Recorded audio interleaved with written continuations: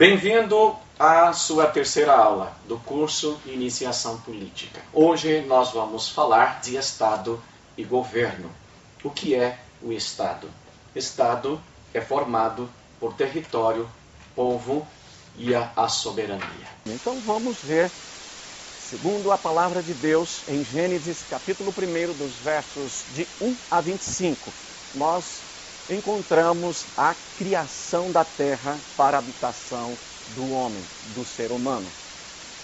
Quando olhamos também Atos 17, 26, diz que de um só fez toda a raça humana para habitar sobre a terra, sobre a face da terra, havendo fixado tempos previamente estabelecidos e os limites da sua habitação.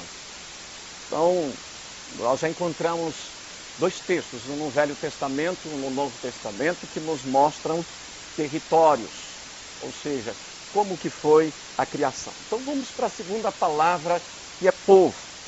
Gênesis também 21, de 26 a 28, nós encontramos a criação do ser humano, do homem. O texto diz que criou Deus, o homem, à sua imagem, a imagem de Deus o criou, homem e mulher os criou. Então, nós já temos o início da concepção, da criação do próprio homem, do ser humano. E aí, nós encontramos no versículo 28, exatamente quando Deus diz assim, o texto: e Deus os abençoou e lhes disse, sede fecundos, multiplicai. Então, quando nós olhamos a expressão frutificar, multiplicar, isso significa a formação de um povo e também a formação de uma sociedade. Olhando a palavra de Deus, nós vamos ver também que Deus faz aí uma aliança com o homem. Deus faz uma aliança com Adão e com Eva. Nesta aliança, por isso que ele diz que eles teriam domínio sobre território.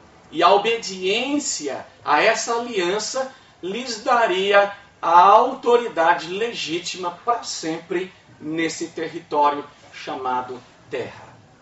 Então, quando nós olhamos também outro texto, nós vamos ver, de Adão e Eva então nasceram 3 filhos, Caim, Abel e Sete, os quais deram origem a uma grande nação. Quando olhamos o capítulo 5 e 6 de Gênesis, nós vamos perceber algo. Esta nação cresceu, esse povo cresceu, mas também juntamente com esse povo cresceu o pecado, a maldade, a corrupção. Essas coisas se multiplicaram. E Deus então resolveu fazer uma coisa. Deus resolveu que ele iria desfazer a sua criação, salvando apenas uma família, a família de Noé. Nós conhecemos a história, então foi uma família separada por Deus, e Deus disse, olha, você vai construir uma arca, você vai entrar nessa arca, você vai colocar nessa arca um casal de cada animal, todo ser vivente, você vai colocar dentro da arca para que seja preservado, para que seja salvo. Então, quando nós olhamos o texto, nós vamos ver que no capítulo 7, Deus fala para Noé. Capítulo 7 de Gênesis, Deus fala para Noé que ele, então, entrasse na arca, depois da arca pronta, porque o Senhor encontrou em Noé uma justiça. E Deus disse a ele, tem sido justo diante de mim. Entra na arca, você, sua mulher, seus filhos e os animais, e fecha a arca.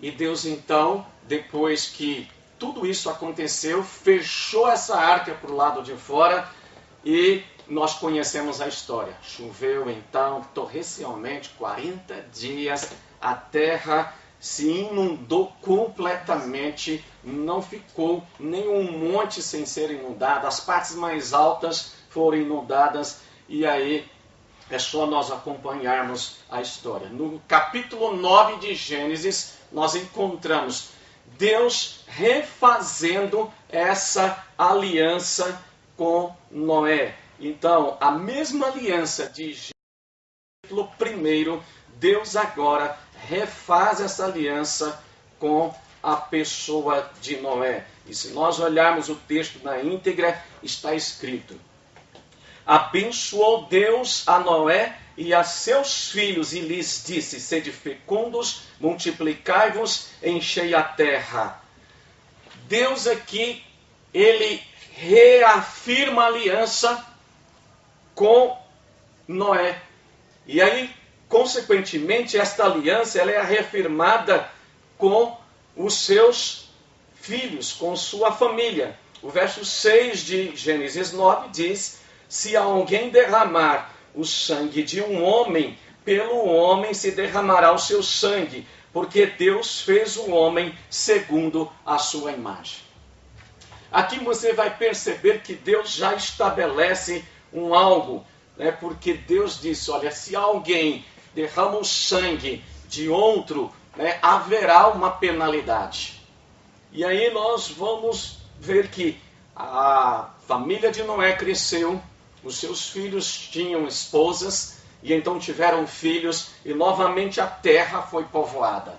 Chegamos então no capítulo 11 de Gênesis, e nós vimos algo acontecendo, que os filhos de Noé, eles deram origem a uma grande nação. No entanto, resolveram habitar todos juntos em uma única cidade, desobedecendo o plano original de Deus de encher a terra. Então, o que aconteceu? Deus desceu, confundiu as línguas, porque eles todos falavam uma mesma linguagem, e daí eles migraram para diversas regiões, e eles deram origem então a diversas nações, a diversos povos. Quando nós olhamos então essa palavra de Gênesis capítulo 11, nós vamos ver a história completa. Fica para que você, como aluno, possa, né, se deleitar nesse texto. Agora aqui nós vemos um novo momento.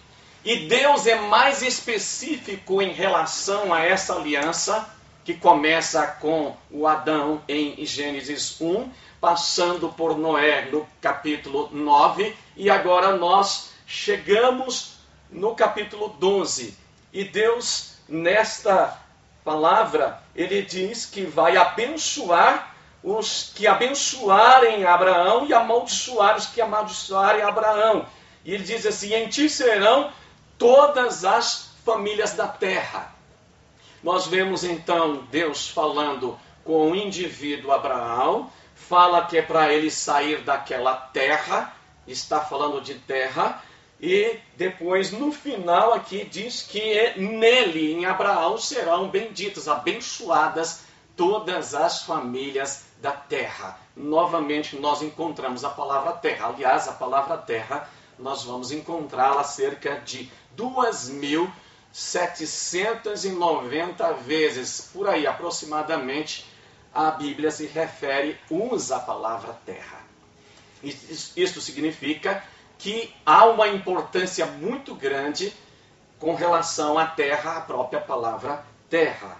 Então, quando nós olhamos também alguns versículos que confirmam que Deus criou nações, nós podemos olhar para Deuteronômio capítulo 26, verso 19, diz: para assim te exaltar sobre todas as nações que criou, para louvor e para fama e para glória, para que sejas um povo santo ao Senhor teu Deus, como te tem falado.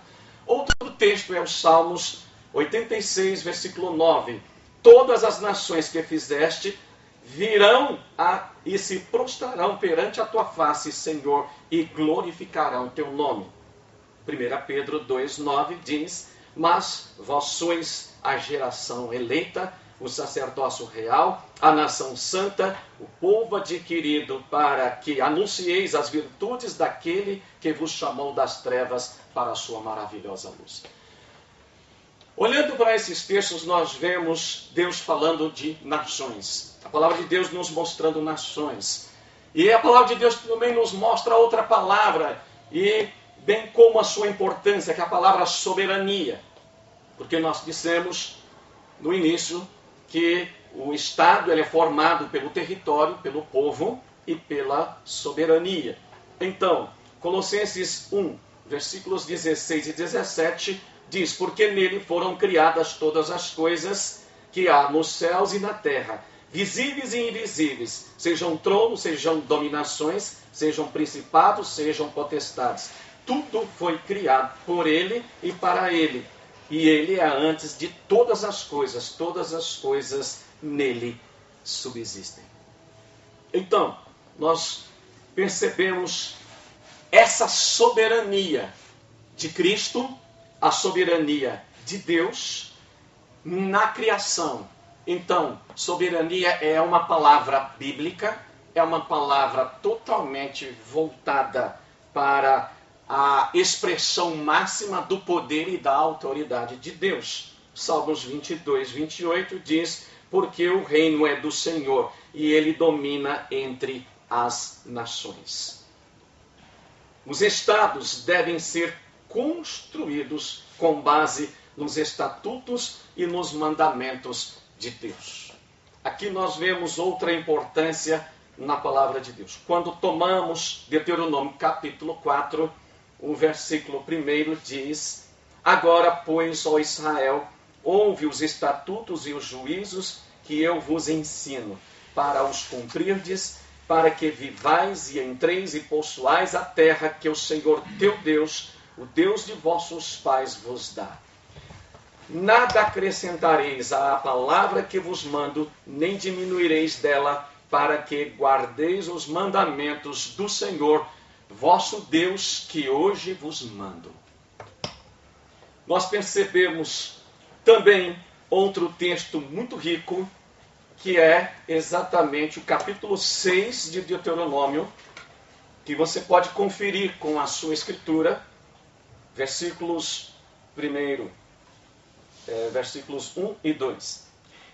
Estes, pois, são os mandamentos, os estatutos e os juízos que vos mandou o Senhor teu Deus, se te ensinassem para que os cumprisseis na terra que passas para possuir.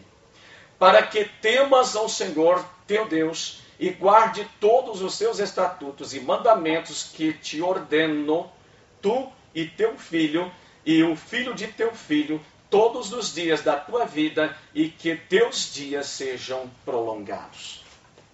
Quando examinamos estas escrituras, nós vamos percebê-las, né? E nós vamos entender esta questão de mandamentos, de estatutos, daquilo que Deus ordenou ao seu povo, quando nós contemplamos, então, voltando ainda a palavra aqui de Deuteronômio, no capítulo 4, nós vamos ver, o verso 6 diz assim: a respeito dos mandamentos, guardai-os, pois, e cumpri-os, porque isto será a vossa sabedoria e o vosso entendimento perante os olhos dos povos que, ouvindo todos estes estatutos, dirão: certamente este grande povo é gente sábia e inteligente. Gente sábia e inteligente é a gente, o povo que olha para os estatutos, para os mandamentos e os juízos do Senhor. Então, isso não significa, depois que eu te mostrei todos estes textos, eu quero lhe dizer o seguinte: isso não significa que a igreja, enquanto instituição, deve assumir o Estado. A história nos mostra isto no passado. A igreja assumiu o Estado, ela dominou o Estado, mas quando nós olhamos com cuidado as Escrituras, ela não nos autoriza, como igreja, como povo de Deus, a assumirmos o Estado. Pelo contrário, a igreja e o Estado são organizações distintas e devem ser separadas. Mas o Estado deve ser fundamentado nos princípios e nos valores da palavra de Deus. Leis baseadas nos princípios e valores cristãos produzem uma vida de prosperidade, conforme os textos que acabamos de ver em Deuteronômio. E se a gente olhar a palavra, nós vamos perceber que para que uma nação seja livre e ela seja próspera, ela precisa olhar para a palavra de Deus, porque a palavra de Deus é que vai trazer a nós o entendimento dessa liberdade. Falei na aula anterior que a liberdade externa só é possível depois da liberdade interna. Nós não conseguimos ter essa liberdade externa sem antes essa liberdade interna que só Cristo pode trazer ao homem. Vamos olhar outro ponto importante, que é o regime político que nós temos hoje no Brasil e as suas formas de governo. Mas vamos olhar para a Bíblia, para que nós possamos entender o que seja um regime político. A Bíblia sugere a adoção de regimes políticos democráticos, no qual o povo escolhe e é governado por meio de representantes investidos nas suas funções de poder. O exemplo que nós temos na Escritura é o exemplo de Moisés. Podemos começar com Êxodo capítulo 18, os versículos 19 a 24, ou também Deuteronômio capítulo 1, os versículos 9 a 12. E o que esses textos sugerem? É aquele momento em que Moisés guiava o povo pelo deserto e chegou um momento que Moisés sentiu que era pesado demais. Então, ele tinha um sogro maravilhoso chamado Jetro. Jetro chega para Moisés e diz: olha, você não vai ser capaz de levar este povo até a terra prometida. São muitas demandas, porque eram mais de 2 milhões de pessoas. E entre as pessoas haviam situações que precisavam ser como que julgadas, precisavam ser analisadas por aquele que era o líder.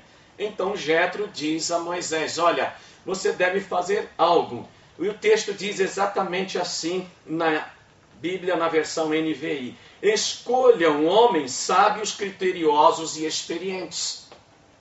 Essa expressão de escolha significa o que? Quem iria escolher? O povo. Então, nós podemos ver o seguinte, pelo texto: a quem é dado o privilégio de escolher os líderes? A Moisés? A Arão? A Miriam? Não, ao povo de Israel, ao povo de Deus. A primeira coisa que Deus fez através de Moisés, então, foi estabelecer um governo. Foi dar ao povo o direito de escolher esse governo. Aí você pode pensar: puxa vida, que Deus maravilhoso esse, né? Com todo o seu infinito conhecimento e sabedoria, ele não impôs a sua vontade. Ele poderia ter dito a Moisés: escolha alguns homens sábios, experientes, e os coloque sobre Israel. Mas Deus fez algo tão radical, tão perigoso, Deus fez algo tão não deste mundo, que ele deu ao povo o direito de escolha. E, na realidade, se nós olharmos, nós lutamos até hoje com essa questão do direito de escolha. Nós estamos aí ainda tentando aprender e aperfeiçoar, abraçar esse princípio. Ele deu ao povo de Israel o direito de escolher os seus líderes políticos. Podemos dizer, então, que Deus dá autoridade do governo ao povo. Deus decretou por lei e delegou ao povo o direito e a responsabilidade de escolher quem iria governá-los. Ele instituiu uma linha de autoridade. Olha que tremendo isso aqui. Ele estabeleceu uma linha de autoridade de baixo para cima, em oposição à linha de autoridade de cima para baixo dos faraós egípcios. Deus fez algo completamente, por isso eu disse, não deste mundo. Foi assim que Deus, então, começou a organizar e a estabelecer Israel.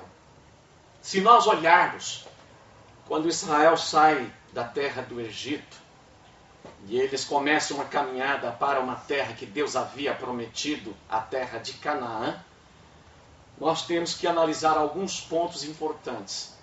Israel só era um punhado de gente, um misto de gente, como o texto diz. Eles não eram povo. Eles não eram povo por quê? Porque eles não tinham território, não tinham nacionalidade, eles não tinham uma identidade. Eles caminharam por um lugar que eles não sabiam exatamente para onde estavam indo. E se nós olharmos, eles eram também analfabetos. Nós olhamos para a Bíblia e não vemos que o Ministério da Educação do Egito investia na educação dos escravos. Então era um povo sofrido, um povo acostumado, um povo domado debaixo de uma escravidão. Se nós olharmos a Escritura também, nós vamos ver outra escolha, a escolha do rei Saul, o rei de Israel, o primeiro rei, de fato, que Israel teve. Depois nós vamos ver a escolha de Salomão, que também foram consagrados, né, como rei, com o consentimento e a participação do povo. Você vai encontrar isso em 2 Samuel capítulo 4, aliás, capítulo 2, verso 4, 1 Reis, capítulo 1, versículo 39. E aí você vai ver, voltando a Êxodo, capítulo 18, 21, nós vamos ver Deus então dizendo para Moisés: olha, fala com o povo. No fundo, o conselho de Jetro foi: escolha dentre o povo homens capazes, homens de verdade, homens tementes a Deus, que aborreçam a avareza. E aí você vai encontrar a ideia de homens capazes lá na escolha dos diáconos, que também nos mostra uma forma de escolha em Atos, no capítulo 6, nos versos de 1 a 7. Ali a igreja primitiva escolheu 7 homens para dividir, né, todo um trabalho que na realidade era ajudar as viúvas, os órfãos e outras coisas mais. E eles foram escolhidos. E aí o texto diz que a escolha de 7 homens representantes de boa reputação, cheios do Espírito Santo e de sabedoria. Né? O exemplo e o conselho aqui da palavra de Deus serve como um exemplo político. Isto possibilitou que a palavra de Deus então crescesse na igreja e o número de discípulos se multiplicasse. Por quê? Porque eles fizeram a escolha acertada. Se você for olhar, o que são homens capazes? Os capazes são os homens cheios do Espírito Santo e da sabedoria de Deus. Embora a palavra de Deus nos mostra essa ideia de democracia, né, nós vamos ver o seguinte, que a palavra democracia, nós podemos olhar outra palavra equivalente ou próxima a ela, que é a palavra eclésia, que é o grande símbolo e o principal espaço de participação política na democracia antiga. Eclésia significa igreja. E quando olhamos essa palavra em Mateus capítulo 16, nós vamos ver Jesus fala pela primeira vez ali sobre a igreja. E ele diz que a igreja, a sua eclésia, ela seria aquele povo que iria discutir tudo aquilo do seu reino, tomar as decisões, porque esse era o papel da eclésia, né, quando nós olhamos para o império. Quando nós olhamos para a palavra governo, nós vamos ver o seguinte: um conjunto. Se você pensar, o que é governo? Governo é um conjunto de pessoas que governam o Estado, que exerce o poder político e que determinam a orientação política de uma determinada sociedade. Então, se nós olharmos para os livros de Josué, Juízes, 1º e 2º Samuel, 1º e 2º Reis, 1º e 2º Crônicas, estes livros relatam eventos na área política que se desenvolvem em Israel. eles documentam o que os seus líderes políticos fizeram, o que eles afetaram e o que Deus pensou a respeito de tudo aquilo que eles fizeram. Então, olhando também outros livros, Neemias, Esther e Daniel, nos relatam histórias de pessoas que serviram a Deus fielmente e, curiosamente, tanto Neemias quanto Esther e Daniel, eles serviram chefes políticos de reinos pagãos e idólatras. É algo assim para a gente poder pensar, né? Por que nós não podemos servir, né, fora de um contexto que nós chamamos evangélico? Salmos, Provérbios, Eclesiastes e Cantares de Salomão foram escritos principalmente e possivelmente em sua totalidade por dois reis, Davi e Salomão. E aí nós podemos pegar cada um desses livros e olhar, nós vamos ver que eles nos ensinam muito além dos princípios de governo. E eles foram escritos de acordo com as perspectivas desses líderes. Líderes o quê? Políticos. Ao contrário de Isaías e Jeremias, que são outros livros que foram escritos dentro de uma perspectiva totalmente profética. Então, se nós definimos a palavra governo, governo quer dizer, governo tem a ver com as pessoas controlando seus próprios temperamentos, seus sentimentos, as pessoas também controlando a sua conduta de vida. Tudo que se refere à vida. Então, a palavra que eu te dei, o significado que eu te dei, você vai encontrar em um dicionário muito antigo de Webster, um dicionário de 1828, um dicionário inglês. Então, nas igrejas evangélicas de todo o país, o entendimento da palavra governo, em quase 100%, menciona o nome, então, de um líder político. Nós ainda não entendemos. Infelizmente, parece que a igreja tem sido influenciada, então, por esta falsa definição de governo, tanto quanto a sociedade em geral.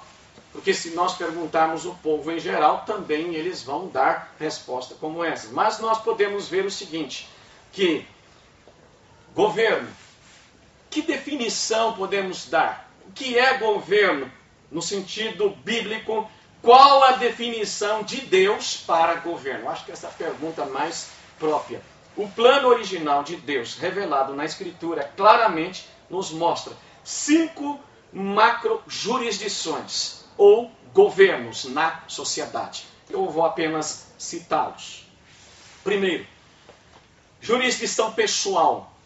Indivíduos são responsáveis por governar suas próprias vidas de acordo com as leis da semeadura e da colheita. Você pode ver Gálatas, capítulo 6, versos 7 a 10. Segundo, jurisdição familiar. Pais são primeiramente responsáveis por criar e educar seus filhos. Deuteronômio capítulo 6, verso 7, Provérbios 4, 1, Efésios 5, de 1 ao capítulo 6, verso 4. Terceiro, jurisdição de negócio ou economia. As pessoas podem se envolver em negócios e possuir propriedade privada. Pode consultar a palavra, Êxodo capítulo 20, verso 17, Isaías 65, 21 a 22. Quarto, jurisdição eclesiástica ou religiosa.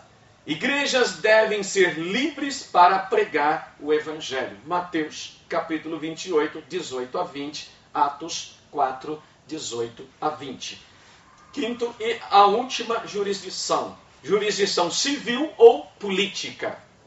As pessoas e ou grupos nesta jurisdição deverão proporcionar ordem e segurança para que as outras 4 jurisdições da sociedade possam funcionar em paz e em segurança. Podemos olhar Romanos capítulo 13, versos de 1 a 7, 1 Timóteo 2, de 1 a 4. E, então, por último, eu quero lhe dizer o seguinte. Cada uma dessas jurisdições foi criada por Deus para complementar, não para suplementar uma a outra. É muito interessante isso. E a igreja é chamada para treinar e enviar líderes servis que irão influenciar cada uma dessas esferas como sal e como luz.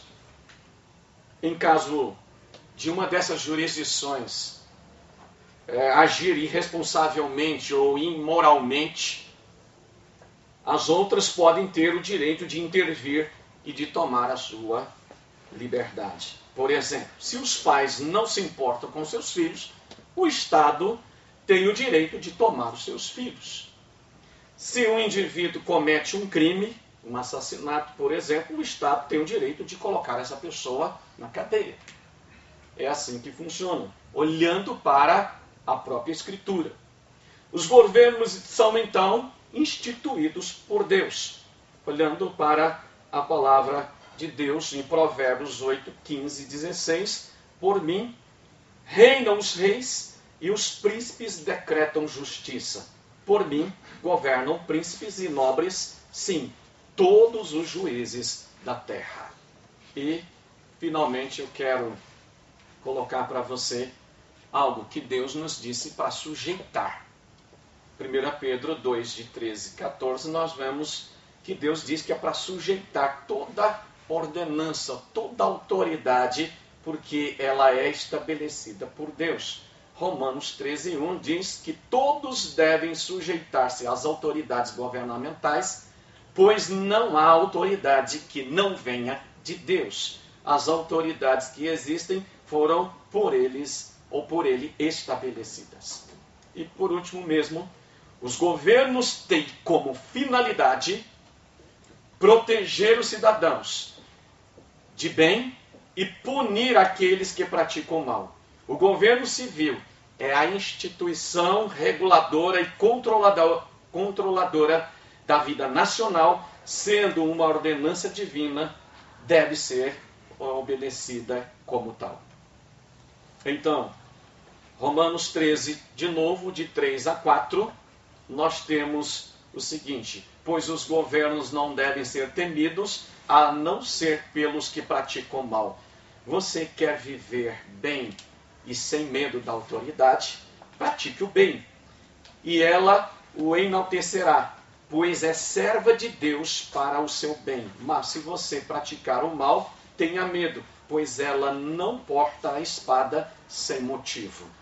É serva de Deus, agente da justiça, para punir quem pratica o mal. Outra finalidade do governo é servir à sociedade. Em Mateus 20, de 25 a 28, o Senhor determina aqui que os governantes das nações devem servir o povo, ou seus povos. E por último mesmo, em resumo, conforme Deuteronômio 1, vamos ver aqui 5 coisas. O governo é uma instituição de Deus e é essencial para a vida da nação. 2. É o povo que dá autoridade ao governo. 3. O caráter de um líder político é importante e deve ser considerado pelo povo nas suas escolhas. 4. O governo deve ser representativo de toda a população. 5. Uma das finalidades principais do governo é fornecer uma fonte de resoluções justas para as disputas e conflitos da população, entre outras. Que Deus nos abençoe neste tempo maravilhoso.